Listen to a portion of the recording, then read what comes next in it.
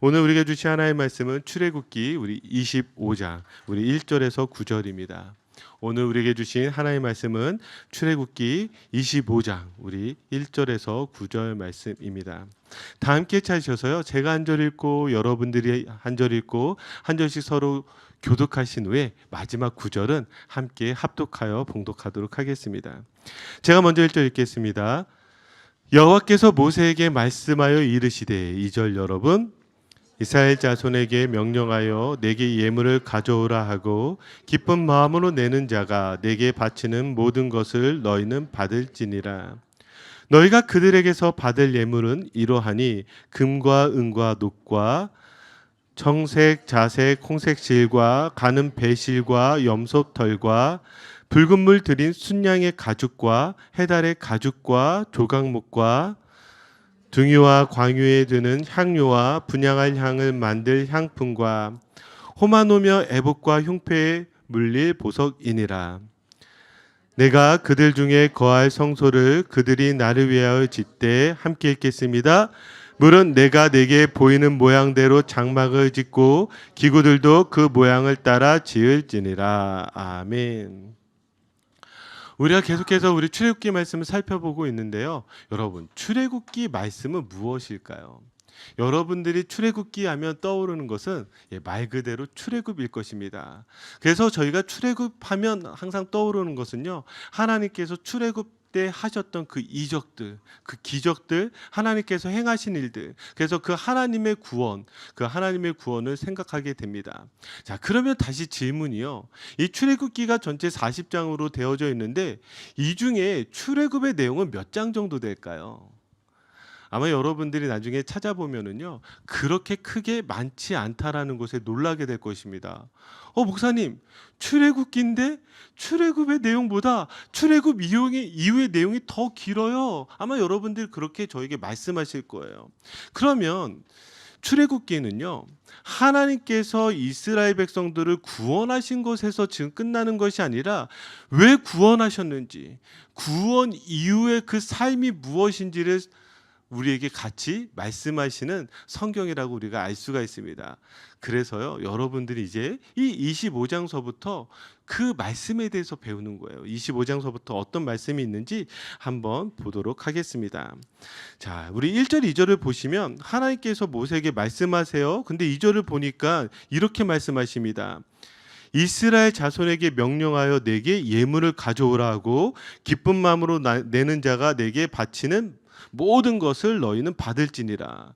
자, 하나님께서 지금 무엇을 말씀하세요? 예물을 가져오라고 말씀하십니다. 그런데 그냥 가져오지 말고 뭐라고 말씀하시죠? 기쁜 마음으로 가져오라고. 기쁜 마음으로 내라고 그렇게 말씀하세요. 어떠세요, 여러분? 이 구절을 읽을 때 어떤 분들은 좀 마음이 힘드실 거예요. 하나님도 교회를 세우실 때 제일 먼저 말씀하시는 것이 헌금이구나. 하나님 돈밖에 모르구나. 아마 여러분들이 이렇게 생각하시면서 마음이 불편하신 분들이 계실 것입니다. 왜 그렇잖아요. 헌금 내라. 그리고 헌금 설교하면은요 마음이 다칩니다. 근데 더 마음이 다친 건 뭐냐면 헌금 내는 것도 힘든데 기쁜 마음으로 내십시오. 이양 낼 거면 조금 내지 마시고 많이 내십시오. 이러면 여러분 마음이 힘들어집니다. 여기는 그런 말씀이 아니죠. 하나님이 지금 이 예물을 드리라고 했을 때는 무언가 지금 하나님이 연결하시는 것이 있습니다. 자, 우리가 계속해서 살펴보겠지만 하나님이 지금 예물을 가져오라고 하시는 이유는 성막을 짓기 위해서예요. 특별히 여기에 나와 있는 이 예물들은 어떤 예물들이냐면 성막을 짓기 위한 재료들을 가져오라고 말씀을 하시는 것입니다. 자, 그럼에도 불구하고 이 예물에 대해서 우리가 한번 생각해 볼 필요가 있어요. 여기에 예물을 가져오라라고 했을 때 이 예물은요 히브리어로 테루마입니다. 테루마.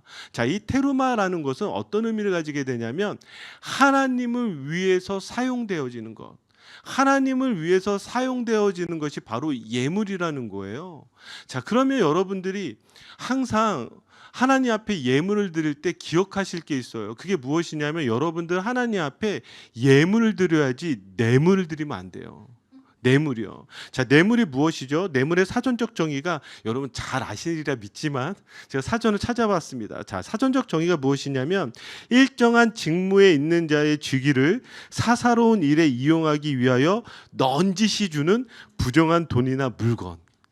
예, 다 경험해 보셨나요? 이게 넌지시 주는 것이 뇌물이라고 합니다.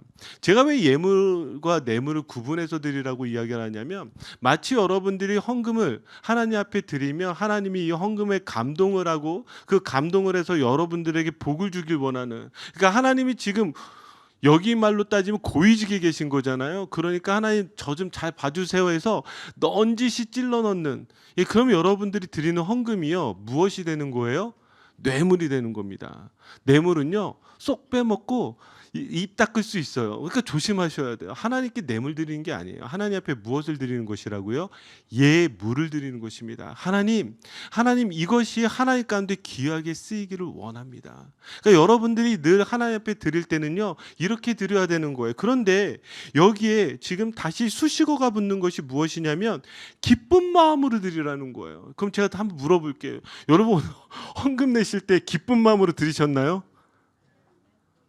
절반 이상이 이렇게 인상 쓰시면 제가 당황하는데, 예, 기쁜 마음으로 드리셨나요? 네, 어렵습니다. 뭐 기쁜 마음으로 드리는 것이 쉽지 않을 거예요. 그러나 하나님이 어떤 마음으로 드리라고 하냐면 기쁜 마음으로 우리에게 드리라고 이야기를 합니다. 이 기쁜 마음이라는 것은요 여기 기쁘다라고 번역되어 있지만 자발적으로 자원하는 마음으로 드리라는 것과 같습니다. 그래서요 하나님이 요구하시는 예물은요 여러분들이 자발적으로 자원하는 마음으로 드려야지 제가 헌금 좀 내서 해서 헌금 내는 것이 아니라는 거예요. 여러분들이 마음 가운데 원하는 마음으로 내셔야 되는 거예요. 그래서 고린도후서 9장 7절을 보셔도요 각각 그 마음에 정한 대로 할 것이요 인색함으로나 억지로 하지 말지니 하나님은 즐겨내는 자를 사랑하시느니라. 자, 무엇이라고요? 인색하거나 억지로 하지 말래요. 그렇게 하는 것은 하나님께서 원하시는 것이 아니라는 것입니다. 저희 교회에서도 그렇고 몇 분들이 저에게 늘 11조에 대해서 이렇게 물어봅니다. 11조가 헌금을 낼 때 참 어려운 것 같아요. 그러면 11조에 대해서 늘 어떻게 물어보냐면 이렇게 물어봐요. 목사님, 세금 전 10분의 1입니까? 세금 후 10분의 1입니까? 그리고 여기에서 내가 기본적으로 살아가야 되는 집값이라든지 어떤 그런 것들을 뺀 것에 11조입니까? 아니면 이 모든 것을 포함한 11조입니까? 여러분 10분의 1에 대해서 너무 초점이 맞춰져 있어요. 그런데 성경에서 이 10분의 1을 이야기할 때 10분의 1의 의미가 있어요. 10분의 1의 의미는 무엇이죠? 내가 이것을 드림으로 말미암아 이 모든 것들은 다 당신으로부터 왔다라는 것을 인정합니다. 그 말이에요. 근데 여러분들이 10분의 1을 그렇게 계산하기 시작할 때부터 어떻게 돼요? 사람은요 계산하면은요 속이 좁아집니다. 나 이것도 필요하고 나 이것도 써야 되고 나 정말 못 살 것 같은데, 그러면서요 마음이요 자꾸 작아질 수밖에 없어요. 그러지 말고요, 그럴 거면 차라리 계산하지 마세요. 차라리 적게 내세요. 적게 내는데 마음은 크게 내세요. 제가 왜 이렇게까지 말씀드리겠어요? 하나님께 헌금을 내는데요 하나님은 어떤 마음으로 우리가 드리길 원하냐면 이 10분의 1을 드리라는 것은 하나님 제가 살 수 있었던 것도 하나님의 은혜입니다. 감사하는 마음으로 드리라고 10분의 1을 얘기하는 거거든요. 이 모든 것은 하나님의 것입니다. 여러분들이 그렇게 하나님 앞에 예물을 드리기를 주님의 이름으로 축복합니다. 자, 여기까지 얘기해도 마음 가운데 시원하지 않으실 거예요. 그래도 하나님 어떻게 예물부터 이야기해? 이건 나는 정말 아닌 것 같아. 그런 분들은요 다음 구절을 보셔야 돼요. 하나님이 무엇을 가져오라고 하시는가 한번 볼까요? 3절, 4절, 5절, 6절, 7절을 보시면은요 지금 여기에 나와 있는 이 말씀들은 무엇에 관한 말씀일까요? 성막을 만드는 재료들입니다.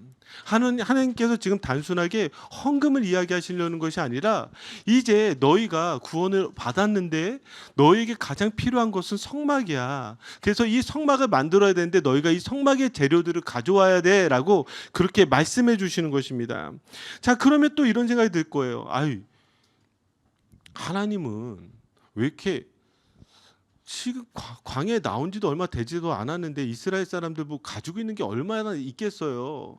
이런 것들을 바치라고 하지, 이런 질문들이 생길 거예요. 그런데 보세요. 출애굽기 12장 35절 36절을 보면 하나님께서 이 지금 말씀하시는 예물들을 미리 주셨어요. 볼까요?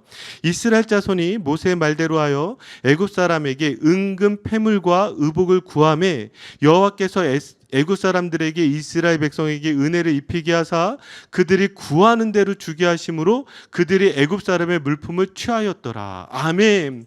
자, 여기 보니까 무엇을 구하였어요? 은금, 패물, 의복, 이런 것들을 구하였다라고 합니다. 그런데 여기 36절 잘 보세요. 이스라엘 백성에게 은혜를 입히게 하사 그들이 구하는 대로 주게 하심으로. 자, 그러면 지금 이스라엘 백성들이 가지고 있는 은금, 패물, 이 보물이요, 자신들의 힘과 노력으로 구한 것일까요? 아니면 하나님이 은혜로 주신 것일까요? 하나님이 은혜로 주신 거예요. 이미 하나님께서 이스라엘 백성들에게 은혜를 주셨고, 그리고 그 가진 것 중에 일부를 지금 하나님 앞에 예물로 가져오라고 말씀하시는 거예요. 자, 다시 우리가 이걸 헌금의 원리로 가지고 가자면, 여러분들이 삶에서 누리고 있는 것들이요, 여러분들이 분명히 피땀 흘렸죠, 노력하셨죠, 수고하셨죠. 맞아요. 그럼에도 불구하고 우리가 아는 것은 무엇이냐면 하나님이 은혜를 주시니까 여러분들이 먹고 사시는 거예요. 내가 이것을 인정할 때 하나님이 내게 요구하시는 것에 대해서 내가 할 수 있는 거예요. 그런데 이것에 대해서 내가 먼저 인정하지 않으면, 하나님이 내 삶을 주관하고 있고 하나님이 내 삶을 붙잡아주고 있고 하나님이 지금 내게 주셔서 이것을 고백할 수 있어야 내가 하나님 앞에 예물 드릴 수 있는 거예요. 이거 아니면은요, 하나님 앞에 예물을 드리지 못하는 거예요. 자, 우리 좀 더 볼 것이 무엇이냐면, 하나님이 예물을 이야기를 하시는데요, 이 예물에요, 아주 독특합니다. 여러분 한번 생각해 보세요. 이왕 여러분들이 선물을 받을 때 어떤 선물 받고 싶어요? 제가 이제 질문할게요. 객관식으로. 1번 금, 2번 은, 3번 놋, 4번 돌. 자, 여러분 4번 받고 싶으세요? 3번 받고 싶으세요? 2번 받고 싶으세요? 다 1번 아니겠어요? 만약에 하나님께서 그렇게 예물을 원하셨을 때, 자, 너희는 나에게 예물을 가져와라 그러면서 무엇을 이야기하시면 될까요? 금만 얘기하면 되잖아요. 근데 금만 얘기하지 않으세요. 무엇을 얘기하세요? 은도 얘기하시고 놋도 얘기하세요. 아니요, 지금 실을 가져오라고 이야기하는데 청색, 자색, 홍색, 이 실만 가져오라고 말씀하시지 않고요, 너무나 흔하디 흔한 배실을 가져오라고 하고요, 아니 배실도 없는 사람은 무엇을 가져오라고요? 염소 털을 가져오라고 이야기하세요. 그럼 이걸 통해서 우리가 알게 되는 건 무엇이에요? 하나님이 지금 우리들의 재물을 원하시는 게 아니시라니까요. 우리들의 재물을 원하시는 것이 아니라 우리들이 할 수 있는 것에서 하나님 가운데 감사함으로 가져오라고 그렇게 하나님께서 말씀해 주시는 거예요. 여러분, 하나님 앞에 드리는 것은요, 내가 할 수 있는 것으로 드리는 거예요. 내가 할 수 있는 거, 여러분들에게 주신 것으로 드리는 거예요. 그러니까 여러분들이 이것을 꼭 기억하셔야 되는 것이죠. 제가 얼마 전에 이 세바시, 세상을 바꾼 시간에 15분 영상을 보는데 누구 거를 보게 됐냐면 개그맨 김영철 씨 거를 보게 됐습니다. 혹시 개그맨 김영철 씨를 아시나요? 다행이에요. 모르신 분들도 많은데 괜찮아요. 이 개그맨 김영철 씨가 여기에 나와서 무엇을 이야기했냐면, 제목이 무엇이었냐면 이거였습니다.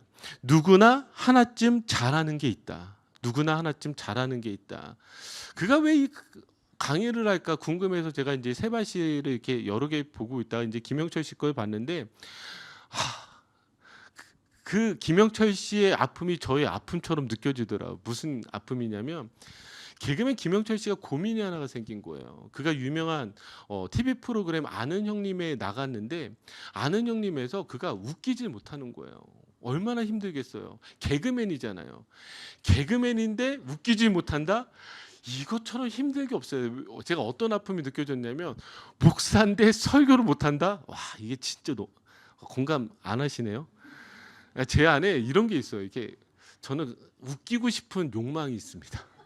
근데 여전히 웃기고 싶은데, 저도 말 잘하고 막 웃기고 막 설교 때 막 울고 불고 뭐 웃기고 막 이렇게 다 하고 싶은데 안 되는 거예요. 저는 말을 잘하는 사람이 아니잖아요. 뭐 인정 안 하셔도 제가 그렇게 느낀다고요. 그러니까 김영철 씨가 그 얘기를 하는데 제가 가슴이 딱 저에게 와닿는 거예요. 그러면서 그가 했던 이야기가 제 마음에 남았는데 그거 무엇이냐면 지금 아는 형님에서 자기가 웃겨야 되는데 너무나 웃기지 못해서 그가 하는 역할은 리액션밖에 없는 거예요. 리액션. 그냥 가만히 있어야 되는 거예요. 그러니까 얼마나 갑갑하겠어요. 힘들겠어요. 그러면서 내가 도대체 뭘 잘하지? 그러면서 그가 고민하기 시작한 거예요. 그러면서 그가 잘하는 걸 찾았는데 그게 뭔 줄 아세요? 나는 뭐 대단한 거 나올 줄 알았어요. 아침에 일찍 일어나는 거. 예, 영어라고 얘기하시잖아요. 예, 아침에 일찍 일어나는 건 자기가 잘하는 거래요. 자기는 아침에 딱 일어나면 예, 바로 일어날 수 있대요. 그게 자기의 힘이래요. 그러니까 아침에 일찍 일어나는 걸 하기 시작한 거예요. 그럼 아침에 일찍 일어나서 무엇을 했을까? 이 사람이 영어를 하기 시작한 거예요. 그러면서 지금 정말 상상도 할 수 없을 정도로 이 사람이 영어를 잘하게 됐습니다. 근데 제가 영어를 잘하는 걸 지금 말씀드리고 싶은 게 아니라 이 사람이 이걸 얘기하면서 무엇을 이야기하냐면 이걸 얘기하는 거예요. 자기가 웃겼을 때 웃는 것은 누구 소관이에요? 관객 소관이에요. 자기는 이 앞에서 할 뿐이지 그 사람들이 웃는 것은 그 관객들 마음이라는 거예요. 자기가 할 수 있는 부분이 별로 없어요. 그런데 아침에 일찍 일어나는 거는요. 내가 할 수 있는 거예요. 내가. 제가 여기에 이 사람의 이 문장이 제 마음에 딱 와닿으면서 그런 생각이 들었어요. 우리는 인생 가운데서 잘하는 것을 남들이 박수 쳐주는 것을 잘할 때 우리는 만족합니다. 그렇잖아요. 그런데 하나님이 우리에게 주신 것은 남들이 박수 치는 것을 주시기도 하지만 남들이 박수 치는 것과 전혀 상관없이 무엇이에요? 내가 잘하는 것을 누구나 하나쯤 주셨다라는 거예요. 한번 여러분들이 오늘 말씀을 기억하시면서 생각해 보셨으면 좋겠어요. 아, 내가 정말 하나님께 받은 게 뭐지? 하나님이 나에게 주신 것이 무엇이지? 하나님이 내게 주신 잘하는 것이 무엇이지? 바로 그 중에 한 가지가요. 여러분들이 하나님께 드려질 수 있는 예물이 되어지는 거예요. 하나님이 받으실 때 그 예물은 누군가는 금을 내야 되는 것이고 누군가는 놋을 드려야 되는 거예요. 아니 누군가는 홍색실을 드려야 된다면 누군가는 염소털을 드려야 되는 거예요. 그러나 하나님 앞에서는 이 모든 것들이 귀한 예물이 될 줄 믿습니다. 아멘. 그러니까 우리는 내가 잘해서 박수 받는 것에만 관심 갖지만 아니요, 하나님이 관심이 갖는 것은 여러분들 자체예요. 왜요? 하나님이 여러분들 한 사람 한 사람 얼마나 귀하게 만드셨어요. 얼마나 귀하게 창조하셨냐고요. 그래서 여러분들 얼마나 사랑하시냐고요. 여러분들 안에 여러분들에게 원하시는 하나님의 예물이 있을 줄 믿습니다. 여러분 그걸로 하나님 앞에 나가시는 것이라고요. 자, 그럼 이제 다시 이 예물을 드리라고 했을 때 이 예물은요 무엇을 만들기 위한 예물이었죠? 성막을 위한 예물입니다. 그러면 성막이 무엇인지 우리가 알 필요가 있죠. 왜 하나님은 지금 정말 중요한 순간이에요. 정말 이 중요한 순간에 가장 먼저 성막을 만들라고 이야기하시는가? 자, 그러면 성막이 무엇인지 한번 8절 말씀을 통해서 보도록 하겠습니다. 우리 같이 읽어볼까요? 8절 같이 읽겠습니다. 내가 그들 중에 거할 성소를 그들이 나를 위하여 짓되. 아멘. 자, 여기 이 성막의 정의가 무엇이냐면 성소입니다. 자, 따라해 볼까요? 성소. 저는 이 성소라는 단어가 정말 중요하다고 생각해요. 그러면 성소는 무엇을 의미하죠? 하나님께서 거하시는 곳을 성소라고 합니다. 하나님께서 지금 성막을 만들라고 말씀하시는 이유는 무엇이냐면 하나님께서 하나님 거하시는 성소를 뭐예요? 만들기 위해서 성막을 만들라고 하는 거예요. 그럼 이 의미는 어떤 의미가 될까요? 하나님이 어디 계시죠? 이스라엘 백성들은 하나님이 하늘 위에 계시다라고 믿었습니다. 저희도 그렇게 믿고 있죠. 아니요, 또 이스라엘 사람들은요 산 위에 계시다라고 믿었습니다. 그러니까 하늘에 계셔야 되는 그 하나님이 산 위에 계셔야 되는 그 하나님이 지금 어디로 내려오시는 거예요? 이스라엘 중에 내려오시는 거예요. 이 성막은요 이제 이스라엘 백성들이 어디를 가든지 그들과 함께하는 성막입니다. 그러니까 하나님이 이제 더 이상 저 하늘이나 저 산에 저 먼 곳에 계시는 하나님이 아니라 어디에 계시겠다라고 약속해 주시는 거예요. 이스라엘 백성들 가운데 계시겠다라고 약속해 주시는 거예요. 그러면 이것이 예수 그리스도와 어떻게 연결이 되어지겠어요? 한번 보세요. 마태복음 1장 23절, 마태복음 28장 20절을 보시면 보라 처녀가 잉태하여 아들을 낳을 것이요 그의 이름은 임마누엘이라 하셨으니 이를 번역한즉 무엇이요? 하나님이 우리와 함께 계시다 함이라. 자, 마태복음 28장 20절, 내가 너에게 분부한 모든 것을 가르쳐 지키게 하라. 볼지어다 내가 세상 끝날까지 너희와 항상 함께 있으리라 하시니라. 아멘. 지금 예수 그리스도께서 이 땅에 오심은요, 무엇을 이루시는 것이냐면 하나님께서 이스라엘 백성들에게 행하셨던 그 놀라운 성소 성막을 지금 우리에게 행하신 거예요. 왜 그럴까요? 우리도 동일하게 하나님의 성막으로, 하나님이 계시는 그 성소로 우리를 세우시기 위해서 예수 그리스도를 보내어 주신 거예요. 여러분, 출애굽기를 우리가 착각하는 것과 같이 우리의 구원도 착각하면 안 되는 것이 무엇이냐면 이거예요. 출애굽기는 애굽에서 구원하신 하나님만 생각하시면 안 된다 그랬잖아요. 마찬가지로 왜 예수 그리스도를 믿는다는 것은 예수 그리스도께서 십자가에서 여러분들을 구원하신 것에서 끝나는 게 아니에요. 지금 어디로 연결이 되어줘야 되는 거예요? 우리와 함께 계시다로 연결이 되어줘야 되는 거예요. 그래서 성경은요, 처음부터 끝까지 바로 이 내용에 집중하고 있습니다. 한번 볼게요. 한번 말씀 찾아보도록 할게요. 창세기 3장 8절이요. 자, 하나님께서 이 세상을 창조하셨어요. 근데 여러분, 이런 질문 생기지 않아요? 저는 옛날에 성경 읽을 때 이런 질문이 생겼는데, 에덴 동산을 왜 만드셨지? 그렇잖아요. 하나님이 천지를 다 창조하셨는데 갑자기 에덴 동산을 지으시고 에덴 동산에 아담과 하와를 살게 하시고 그냥 살게 하시면 되는데 동산지기처럼 여기 이 동산을 관리하는 사람으로. 그래서 제가 되게 많이 오해했던 것이 이런 거였거든요. 아, 하나님이 일시키기 위해서 아담과 하와를 지었구나. 아니, 우리들이 그렇게 생각할 수 있잖아요. 저한테 가장 큰 질문은요, 왜 에덴 동산을 만드셨을까? 그리고 왜 만드셔서 거기에서 쫓아내셨을까? 저는 그게 참 이해가 되지 않았습니다. 그런데 여러분, 이 말씀을 이해하셔야 돼요. 한번 창세기 3장 8절 보시면 여기에 어떻게 나오냐면 그들이 그날 바람이 불 때에 동산에 거니시는 여호와 하나님의 소리를 듣고. 자, 지금 여기에 이 거니시는 이 단어에다 여러분들이 줄을 그셔야 되는데요. 이 단어가 참 성경 안에서 중요한 단어가 됩니다. 왜 중요한 단어가 되냐면 이 거니시는 이 단어는 히브리어 할라크입니다. 예, 맞아요. 걷다. 예, 이런 의미를 갖고 있습니다. 그런데 여기 두 가지를 생각해야 되는데 첫 번째는 무엇이냐면 이것이 제기 분사형으로 사용됐어요. 그럼 제기 분사형으로 사용했다는 건 무엇이냐면 다른 사람에 의해서 지금 걷고 계신 것이 아니라 하나님이 원하셔서 걷고 계신 것이고요. 그냥 한 번만 걸었을 뿐만이 아니라 계속해서 지금 하나님께서 늘 이곳을 거니셨다라는 것을 우리가 알 수가 있어요. 그러니까 하나님이 지금 이 에덴 동산을 거니시는 것을 좋아하셨다라는 것을 알 수가 있죠. 하나님이 원하시고 계시다라는 걸. 그런데 여기에 이 단어가 어떤 뜻으로 이제 쓰이게 되냐면 함께하다라는 뜻으로 쓰이게 되는데, 함께하다라는 단어가 어디에서 쓰이는 거냐면 하나님의 성막, 하나님의 성소에 하나님이 임재하실 때 이 단어를 사용하고 계시다고요. 볼까요? 그러니까 레위기 26장 우리 11절 12절. 자, 우리 같이 함께 읽겠습니다. 시작. 내가 내 성막을 너희 중에 세우리니 내 마음이 너희를 싫어하지 아니할 것이며 나는 너희 중에 행하며 너희의 하나님이 되고 너희는 내 백성이 될 것이니라. 아멘. 여기 명확하게 나오죠. 하나님께서 이제 내 성막을 너희 중에 세우는데, 자, 그러면서 뭐라고 말씀하세요? 여기 12절에 나는 너희 중에 행하여 너희의 하나님이 되고, 여기에 이 행하여가 똑같이 할라크라는 이 거니시는 이 단어라는 거예요. 그러면 지금 성막에도 하나님께서 임재하셨어요. 그죠? 그리고 성전에서도 하나님께서 임재하셨어요. 에덴 동산에도 누가 임재하신 것이죠? 하나님이 임재하신 거예요. 그래서 성경에서요, 여러분들이 성막이 다른 것 같고 성전이 다른 것 같지만요, 아니요, 다 같은 거예요. 에덴 동산에서부터 하나님은요, 하나님이 거하시는 성소를 만드셨어요.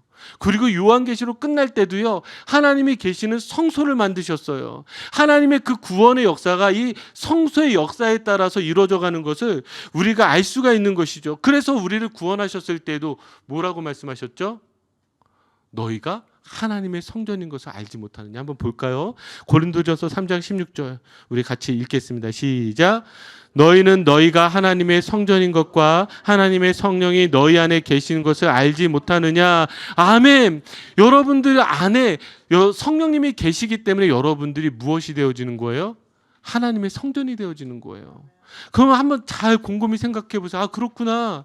하나님이 천지를 창조하셨을 때부터 하나님의 성소를 만드셨고 그 성소가 성막이 되어지고 그 성막이 무엇이 되어져요? 성전이 되어지고 성전이 무너진 이후에 예수 그리스도로 말미암아 누가 지금 성소가 되어졌죠? 성전이 되어졌죠? 성막이 되어졌죠? 에덴 동산이 되어졌죠? 바로 우리가 바로 하나님의 성전이 되어졌다라는 거예요. 예수 그리스도께서 우리를 구원하셨다라는 말은 지금 단순하게 내가 십자가에서 죄를 용서함을 받고 무엇이에요? 천국에 가는 것으로만 이야기되는 것이 아니라 어디로 연결이 되어지는 거예요? 우리를 하나님의 성전 삼아 주셨다고요. 여러분들이 하나님의 성전, 하나님의 교회라고요. 그러니까 여러분들이 교회 안에서 사실은 신학적으로 가장 위험한 말 중에 하나가 무엇이냐면 초대교회로 돌아가자예요. 초대교회. 교회의 원형이 초대교회라는 거예요. 여러분 이 말 동의하세요? 근데 왜 제가 신학적으로 이것이 조금 어려울 수 있다라고 이야기를 하냐면 교회의 원형은 초대교회가 아니에요. 교회의 원형은 사실은 창세기서부터 나와 있는 이 에덴 동산에서부터 찾아가는 거예요. 즉 교회의 원형은 무엇이에요? 에덴 동산이요, 제단이요, 성막이요, 성전이요, 아니요, 예수 그리스도의 교회라는 거예요. 그러니까 초대교회로 돌아가자는 건 왜 그럴까? 저는 이해는 해요. 얼마나 갑갑하면 저도 그렇거든요. 초대교회 때 무엇이 일어났어요? 부흥이 일어났잖아요. 어마어마한 부흥이. 근데 그건 못 봐요. 핍박도 일어났는데. 예, 부흥이 일어나면 핍박이 일어나. 얼마나 그 핍박이 강했어요. 교회들이 다 찢겨져 나가서 다 흩어져야 되잖아요. 근데 가끔씩 갑갑해요. 막 초대교회로 돌아갑시다. 우리 하나님의 부흥을 이룹시다. 아니요. 그것이 아니라 하나님이 원하시는 것은 원래 교회의 모습, 이 성막으로 돌아가길 원하시는 거예요. 여러분 믿으십니까? 자, 그래서 여러분들이 한번 이 성소의 역사적 병천 과정, 그래도 저희 교회 정도 다니시면 아, 성경이 지금 성소에 대한 역사가 일어나는 것이구나. 그 성소가 어떻게 일어나는지 보셔야 되는데 여러분 공부 좀 하시라고 여러분들 노트에는 가로를 쳐놨습니다. 예, 그럼 여러분들이 답을 적으시면 되겠죠. 자, 최초의 성소는 무엇이었다고요? 에덴 동산이었습니다. 자, 최초의 성소는 에덴 동산이요. 자, 두 번째 성소는 무엇이었을까요? 제단이었습니다. 에덴 동산에서 범죄한 후에 쫓겨나게 됐어요. 이제 더 이상 성소가 무엇이에요? 사라져버린 거예요. 이제 이 성소에 들어갈 수 없어요. 그런데 하나님이 찾아와 주시는 장소가 있었죠. 자, 가인과 아벨이 제사를 드렸을 때 하나님 가운데 제단을 쌓을 때 하나님 찾아와 주셨잖아요. 예, 두 번째 성소는 제단입니다. 자, 세 번째 성소는 무엇일까요? 예, 이제 성막입니다. 자, 성막. 자, 이 성막 안에는요, 여러분들이 이제 배우시게 됐지만 정말 하나하나가 예수 그리스도의 그 구원의 사건들과 연결되어지는 그 놀라운 은혜가 있습니다. 자, 그런데 이 성막 이후에 이제 무엇이 세워졌을까요? 솔로몬 시대에 성전이 세워지죠. 그런데 이 성전이 무너지게 됐어요. 자, 성전이 무너진 이후에 자, 스룹바벨 성전이 세워지게 되죠. 자, 스룹바벨이 이제 성전을 세우게 된 이후에 어떤 성전이 세워졌을까요? 그 성전 위에 헤롯이 더 크게 성전을 보수공사합니다. 그래서 헤롯 성전이 세워져요. 그런데 AD 70년경에 로마 디도 장군에 의해서 이 성전은 다 무너지게 됩니다. 성전이 사라졌어요. 그런데 예수님께서 이미 말씀하셨어요. 이 성전을 헐라 내가 며칠 만에 다시 일으키리라, 사흘 만에 일으키리라. 예, 예수 그리스도께서 성전 되어 주셨어요. 예수 그리스도께서. 자, 예수 그리스도께서 이제 성소가 되어 주셨는데 그 다음에 어떻게 되신 거예요? 예수 그리스도로 말미암아 우리가 교회라고, 우리가 성소라고 말씀해 주셨어요. 그러니까 여러분들이요, 뭐예요? 성소예요. 교회예요. 자, 그러면 여기서 끝나는가? 마지막에 어떻게 끝나가요? 바로 저 천국, 하나님 나라로 끝나가는 것입니다.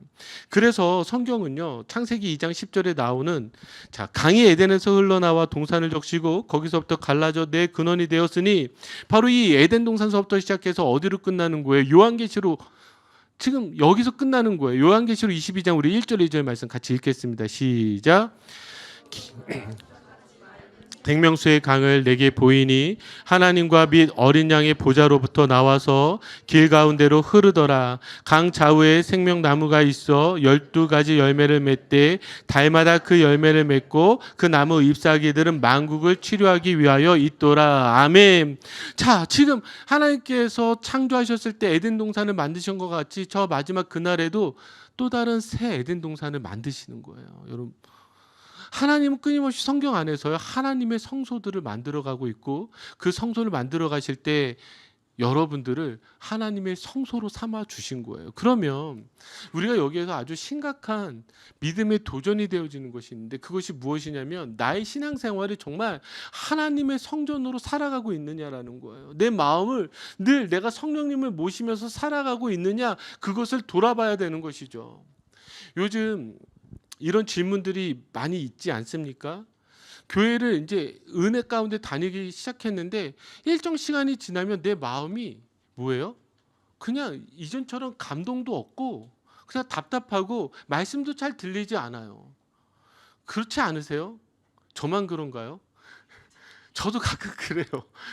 설교하기 너무 싫고 너무 힘들고 제 설교에 은혜가 없고 막 그러니까 제가 너무 갑갑해서 막 발버둥 칠 때가 있어요. 여러분, 맞아요. 그럴 수밖에 없어요.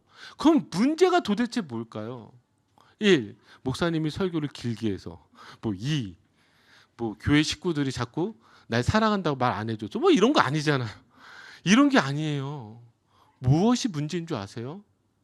내 안에 성령님이 사라지기 시작하니까 뭐예요? 성령님을 모시는 내가 성소로서 살아가지 않으니까 내 삶이 갑갑하기 시작한 거예요. 그러니까 여러분들이 돌아보셔야 될 것이 무엇이냐면 내 안에 무엇으로 가득 차 있는가를 여러분들이 보셔야 되는 거예요. 나는 지금 무엇으로 가득 차 있지? 내 안에 무엇으로 가득 차 있지? 여러분, 그것들을 돌아보지 않으시면 여러분들의 신앙은 끊임없이 계속해서 이게 찾아오는 거예요. 여러분들 안에 성령으로 충만하시기를 주님의 이름으로 축복합니다. 자, 그러면서 9절입니다. 자, 9절 우리 같이 읽겠습니다. 무릇 내가 내게 보이는 모양대로 장막을 짓고 기구들도 그 모양을 따라 지을지니라. 아멘. 하나님께서 지금 이 성막을 지으시는데 성막을 지을 때 정말 너무나 강조하면서 하신 말씀이 있어요. 그게 뭘까요? 여기 나온 대로 내게 보이는 모양대로 그 모양을 따라 지을지니라.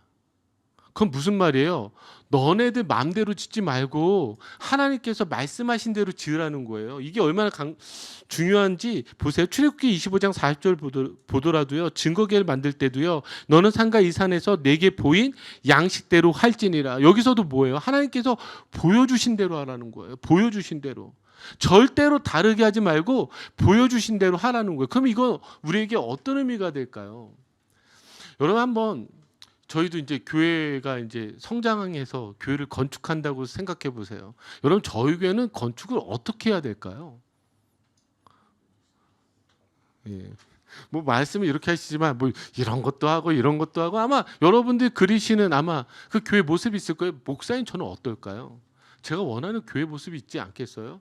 저는 사실 청년 사역할 때부터 제가 꿈꾸는 거 오직 하나였어요. 저는 극장이었어요.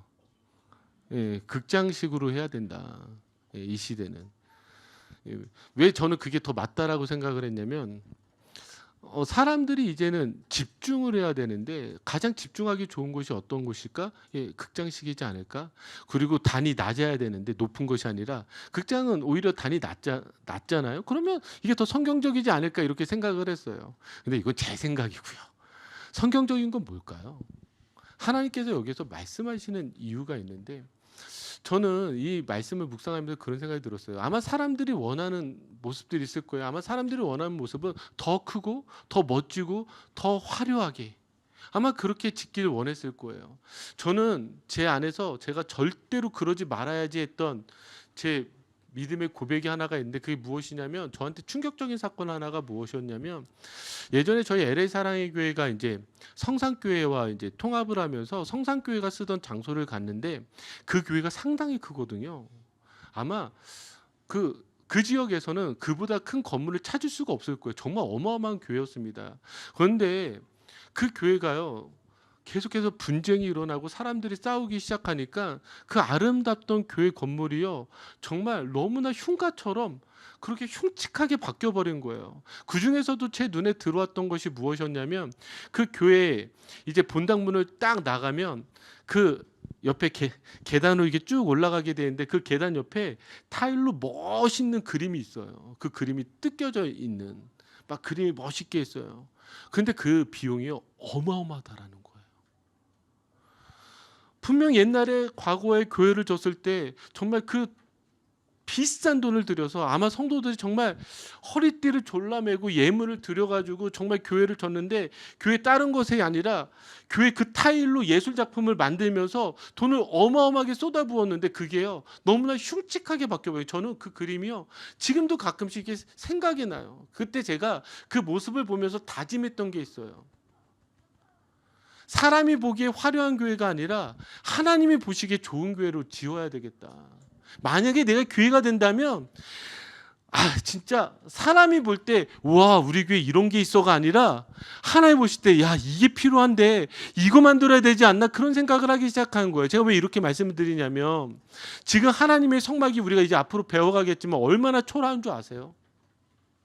어떻게 보면은요 거기에 이 지금 이 가죽들 색깔들 보면 우리가 봤을 때 와 그래도 성막이 화려할 것 같지만 아니요 대략 그 덮어놓은 그 가죽과 우중충한 색깔들을 보시면은요 우리가 생각하고 기대하는 그 성막보다는 너무나 초라하게 느껴진 거. 왜일까요? 이때 당시에도 이단들을 섬기는 신전들은 어땠을까요? 화려했단 말이에요. 금으로 은으로 너무나 화려하고 정말 크게 만들었어요. 근데 하나님이 원하셨던 건 무엇이냐면 오히려 저런 신전을 만들지 말고 너에게 보여준 성막대로 만들어. 왜 성막을 만들라고 했어요? 하나님 원하시는 건 나는 저 신전에 저 화려한 신상 뒤에 숨어있는 하나님이 아니라 비록 초라해 보인다 할지라도 나는 너희와 함께하는 하나님이 될 거야. 그러니까 하나님이요 성막을 만들라고 한 거예요. 성전을 만들라고 한 게 아니라 성막을 만들라고 했어요. 왜라고요?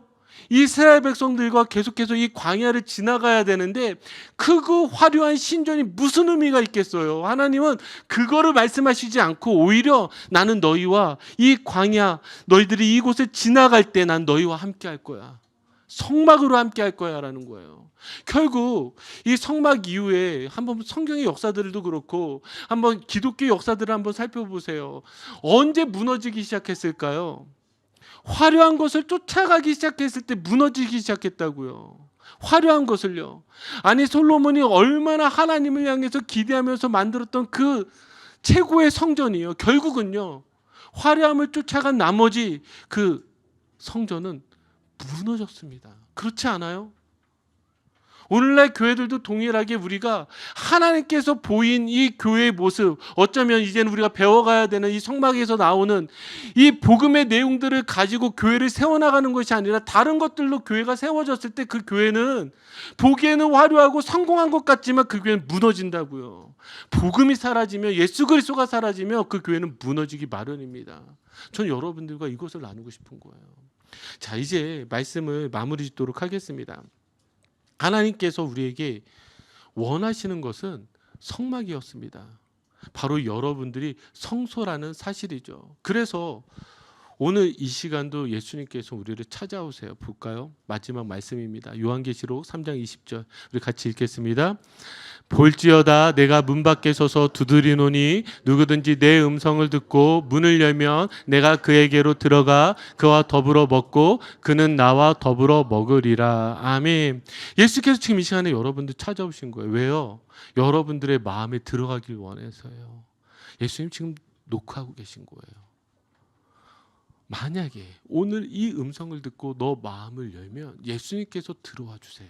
그러면 그 들어온 곳은 무엇이 될까요? 성소가 되어집니다. 여러분, 예수님의 이 부름 앞에 우리가 이 말씀을 붙잡고 여러분들의 마음을 열고 여러분들이 성소가 되어지는 귀한 은혜가 있기를 주님의 이름으로 축복합니다. 우리 같이 기도하겠습니다.